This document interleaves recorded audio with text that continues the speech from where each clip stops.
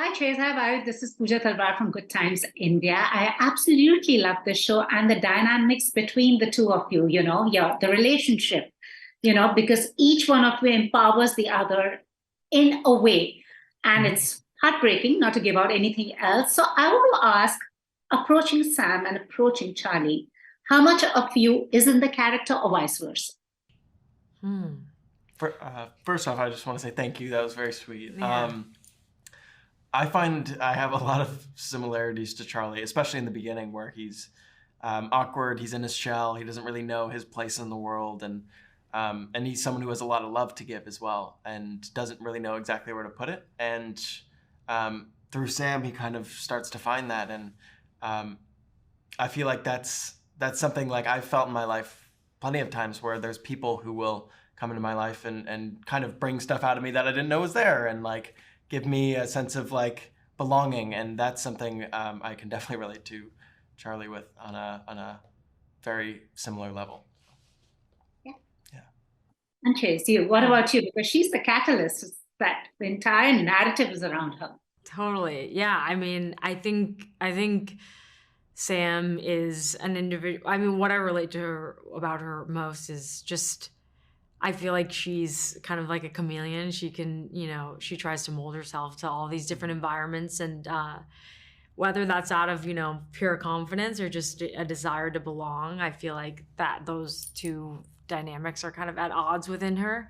And I feel like she's kind of like a lone wolf who can like migrate to all these different subcultures, which I relate to. And then I feel like at the end of the day, she has that vulnerability inside her that she likes to conceal behind many, many layers and masks. And but Charles is definitely a character who taps into that. And that's part of what makes, their dynamic so painful, is like their guards are totally down with each other, and more so as the season goes on. Absolutely. And also it's set in 2003, but you were born in 2003. And Chase, you were a little older then, but what was it like going back to a time? It's got that nostalgic vibe. We were not slaves to our smartphones then, as much as we are now. What was it like going back in time? If you could go back in time, which period would that be? It was, I mean, that was the most fun part. I feel like I was like, I would kill to like not have like an Instagram catalog of like all these people I know. Like I would just, please like erase that from my brain. And like, just give me a little Nokia smartphone that's like this big to carry around. I think that was like the most fun part, is just like imagining how making friends would be like in a time before all this social media. Mike, what about you? I would definitely say the same. I think what was cool about being able to film this show in sort of a period piece was that we did get to time travel a little bit with, the set design, the props, costumes, everything felt so of its time in a very smart and like, I think, real way, and being able to completely immerse ourselves in those scenes. It just really felt like 2003. Yeah, it's so interactive. Like we'd pull up on a street and there would be like 4 classic cars, like of the period. And it really just situates you in the environment like immediately. Yeah, it's like every kind of classic car is awesome. Yeah. Absolutely. Who thought that 2003 would be a classical age now? But thank you so much, guys. Thank you. Thank you so much. So, Nico, congratulations. How are the diaper duties treating you? Thank you. Dad? So good, honestly. I'm like full-time diaper dad. It's one of the things that I can fully contribute, and I'm obsessed. I've never been happier. Awesome. Thank you. I'm talking about this show. William is defined as one of the most magnetic characters. If you see, he's lost. He's angsty. There are a lot of shades to him. Yeah. What was it?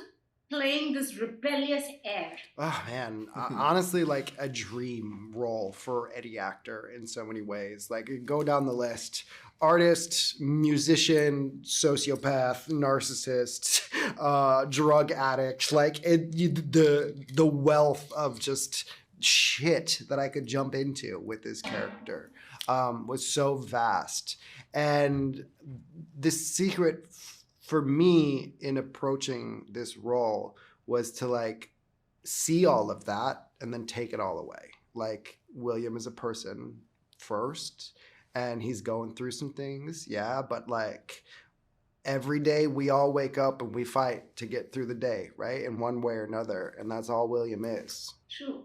And Xavier, you know, you're as your Instagram says, you're just a dude playing another dude. And, you know, so what was it like playing this dude, Mercer, who is, you know, just diametrically opposite to William? Yeah, but, you know, there are things up his sleeve too. Yeah, and it's like it's the sort of wonderful, innocent simplicity of Mercer. He's just a dreamer. You know, he's a very simple like, I have this dream, I want to achieve it, and then I'm going to go to the big, wonderful city of New York to get inspiration and achieve that dream. And then running into William, which is so, yeah, as you say, is so diametrically opposed to who he is, like his character, but that's the allure of it. He comes from such a buttoned up, sheltered background, and so being able to explore someone who hasn't really been exposed to the reality of what the world actually is for him as like a young black man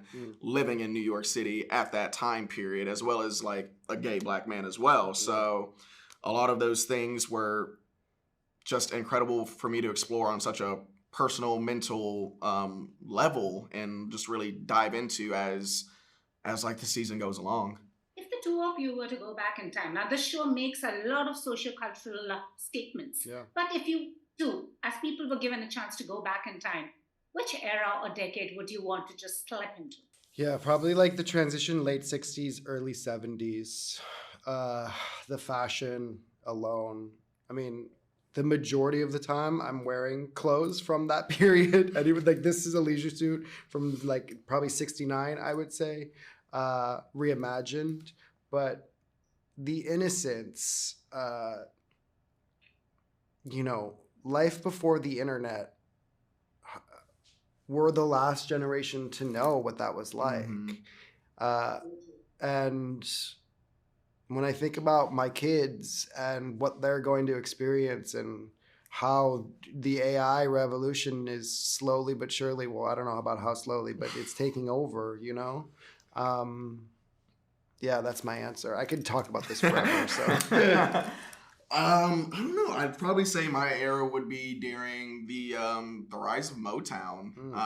My parents were very much like that was their like youth, that was their era, and so hearing how all these incredibly famous people were just like Smokey Robinson was coming up, so when Stevie Wonder was coming up, and so seeing their creation and how they shaped the music industry forever.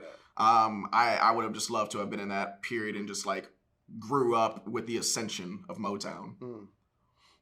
Thank you so much, guys. Lovely chatting with you. Thank you. thank you. Yeah, I absolutely love this show and the push and pull between, you know, your characters, both of your characters. Jemima, it's really interesting that your show creator said that you have a knack of making a character feel lived in. Was Reagan anything? She's fundamentally different from what we played before. What was it like getting into her headspace? What was it like? It was stressful. Yeah, it was. You know, it's funny. You know, one thing I try not to do when I'm working is I try not to do sort of an indication of what the character's feeling. I try to actually be what they're feeling, you know, and not necessarily put myself in their position, but have the emotion or the headspace that they might be having. And that is really stressful to do for hours on end if you're having, you know, doing a very intensely emotional scene, because it's kind of the same as if it was really happening. But that's very nice of you to say, and I'm glad that they said that about me. Thanks. She's a woman who's very powerful in her own vulnerabilities, if I could say so. You know, Reagan gives out that. Yes, I think her vulnerabilities are a thing that she doesn't like to. I don't think she's comfortable with vulnerability. I think she thinks she doesn't seem vulnerable, and she does everything to be to come off as tough as possible, but she's her defensiveness and her toughness gives away how vulnerable she is. Oftentimes, the things we're trying to hide the most is when we reveal the most about ourselves. And actually, Keith is extremely slick. And there is a line where in the book where Reagan tells him, like, success in New York is something like method acting. What was it like? Because this man has a lot of, there are many layers to him. So what was it like for you to approach him or understand him? It's a good question. I hadn't heard that quote before. No, it wasn't. Yeah. I think. What was the quote? Success in New York is something like method acting. Success in New York. You have to keep pretending and being. I think that's an interesting observation of him, because I think he is a man who's unknown to himself, and so he finds himself reacting more than acting or behaving. I don't think anything's by choice that he does. I think he's very careless as a person. Opportunist, yeah. Well, I don't know if opportunist, but like he's definitely like he doesn't think, and he's sort of he's not careful.